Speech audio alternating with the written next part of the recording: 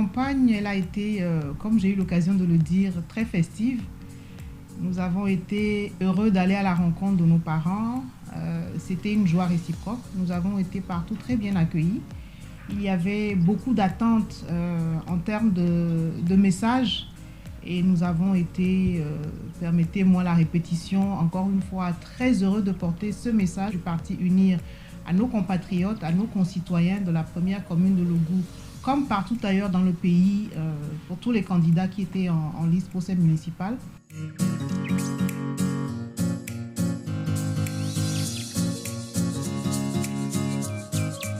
Je vois que vous vous basez sur les résultats provisoires tels qu'ils ont été proclamés par la CENI selon la loi électorale.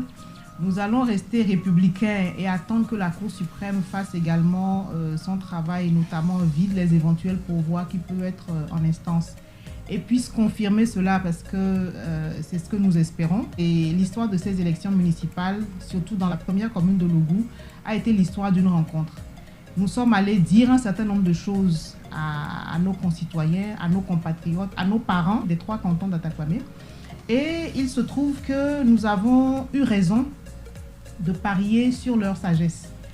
Au moment de faire le choix crucial, et avant de glisser leur bulletin dans l'urne, ils se sont posé les bonnes questions.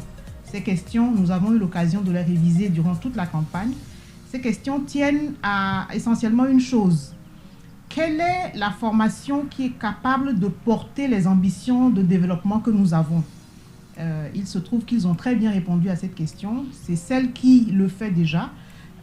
Nous avons la chance, au niveau du Parti Unir, d'être présents à la tête de l'exécutif. Nous avons la chance d'avoir une large majorité parlementaire et les électeurs ont très sagement décidé de confier la majorité au sein des conseils municipaux au même parti dans une logique de continuité et d'adhésion à la vision que porte le chef de notre parti, le chef de l'État, son Excellence M. Faure Essozemena Gnassingbé.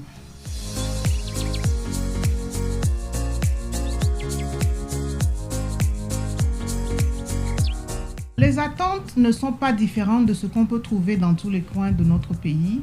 Elles tiennent à l'accélération du développement, elles tiennent à une croissance inclusive. Et c'est cela le sens du premier message qui ne vous a pas échappé, qui a été émis au lendemain de la proclamation des résultats provisoires par le secrétaire exécutif de notre parti. Nous prenons la juste mesure de la responsabilité qui est la nôtre, au travers de la confiance que les électeurs ont réitérée à la vision du chef de l'État, au projet de société du Parti Unir. Et donc, il s'agira maintenant de mettre en œuvre le développement. Nous avons un cadrage jusqu'en 2022 qui est celui du Plan national de développement PND 2018-2022. Il servira à mettre en œuvre les grandes actions. Évidemment, s'agissant d'élections locales et de conseils municipaux, dans chaque localité, il faudra affiner en fonction des besoins et des attentes. Mais je veux dire qu'elles sont assez uniformes, comme je l'ai dit au début. Il s'agit d'accélérer le développement. Il s'agit de répondre à un certain nombre d'urgences. Elles varient. Vous avez l'urgence de la route, de l'accessibilité en certains endroits.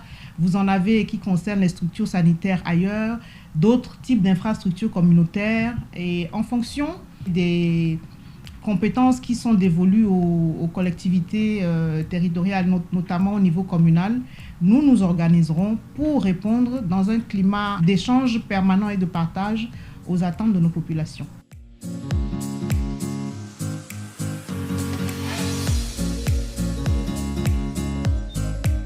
Je crois fermement que c'est en équipe qu'on gagne. Et donc, le secrétariat exécutif sera une équipe gagnante parce qu'elle était déjà habituée à gagner. Elle va bénéficier des concours de tous pour être toujours dans la même lignée, une équipe gagnante parce qu'au Parti Unir, nous sommes des gagnants.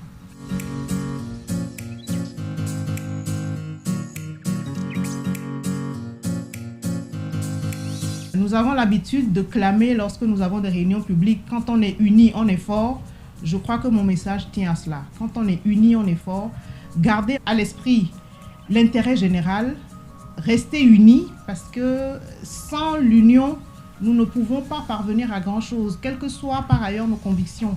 Et les élections dont nous sortons et dont vous avez très élogieusement parlé au début de cet entretien, nous confirme qu'en restant unis, on réalise ce qu'on pourrait appeler des miracles, mais qui en fait ne sont pas des miracles parce que c'est juste le fruit d'un travail organisé et structuré.